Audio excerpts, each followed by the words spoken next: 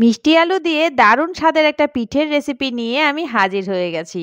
ভেতরে থাকবে নারকেলের পুর, আর ওপরে থাকবে মিষ্টি আলু, আর থাকবে গুড়ের রসের মধ্যে ভেজানো মিষ্টি আলুর রস পিঠে নারকেলের পুর দিয়ে।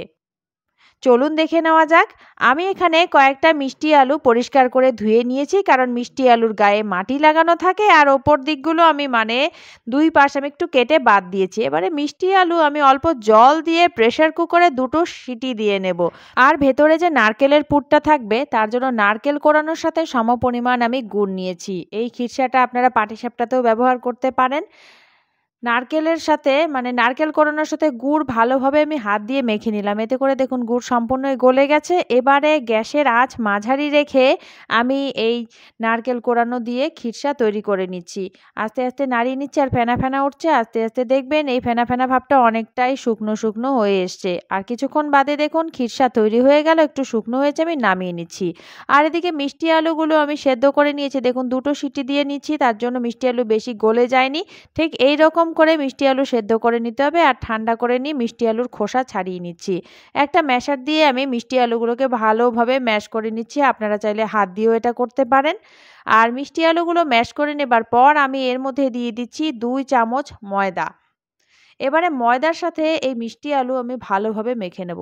না, এখানে চিনি দেবার দরকার পড়বে না, কারণ মিষ্টি আলু এমনিতেই মিষ্টি, আর তার মধ্যে খিরসা থাকবে আর তার মধ্যে গুড় থাকবে। আর পিঠেটার একটু স্বাদ বেশি বাড়ানোর জন্য আমি 1 চামচ ঘি দিয়ে দিলাম। ঘরে তৈরি করা ঘি দিয়ে দিচ্ছি। আর এই মিষ্টি আলুর সাথে ভালোভাবে আমি মাখিয়ে নিচ্ছি। আস্তে আস্তে দেখুন একটা নরম ডোতে পরিণত হয়ে যাচ্ছে। মাখতে মাখতে অনেকটাই নরম হয়ে গেছে আলু। একটা ডোর মতো করে নিয়েছি। আর যে খিরসাটা আমি তৈরি করেছি নারকেল দিয়ে, এটাও ঠান্ডা হয়ে গেছে। এবারে এই ডো থেকে অল্প একটু লেচি কেটে নিচ্ছি।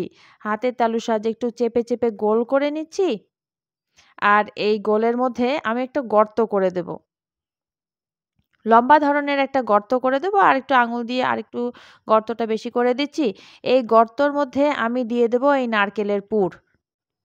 আর ভালোভাবে চারদিক চেপে চেপে বন্ধ করে দিতে হবে, যাতে নারকেলের এই পুরটা বাইরে বেরিয়ে না আসে। আর ময়দা দেওয়া আছে তাই পিঠে আর ভাঙবে না, আর নরমও হবে। দেখুন আমি চারদিকটা চেপে চেপে বন্ধ করে দিলাম। আর আঙুলের সাহায্যে বা হাতের সাহায্যে এভাবে পিঠেটাকে আমি তৈরি করে নিলাম। অনেকটা হবে ল্যাংচার মতো, তবে গোল গোল করে আমি একটু চ্যাপ্টা করে দিয়েছি পিঠেগুলো। দেখুন সবগুলো পিঠে আমার তৈরি হয়ে গেছে। এবারে আমি পিঠেগুলোকে ভাজবো। সাদা তেলের মধ্যে আমি পিঠেগুলো দিয়ে দিলাম।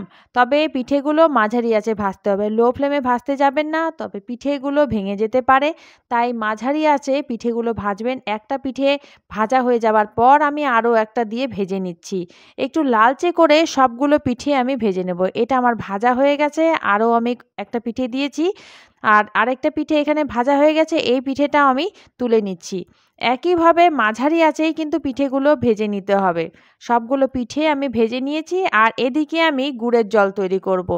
অল্প গুড় দিয়েছি, পিঠের পরিমাণ অনুযায়ী আমি গুড় দিয়েছি। আমি এখানে বড় কাপ দিয়ে 1 কাপ গুড় দিয়েছি, আর তার সাথে আমি 2 কাপ জল দিয়েছি। তবে রসটা বেশি ঘন করার দরকার নেই, কারণ পিঠেগুলো এই রসের মধ্যেই ডুবে থাকবে। একটু নাড়িয়ে নিচ্ছি। আর গুড় দেখুন ভালোভাবে গলে গেছে।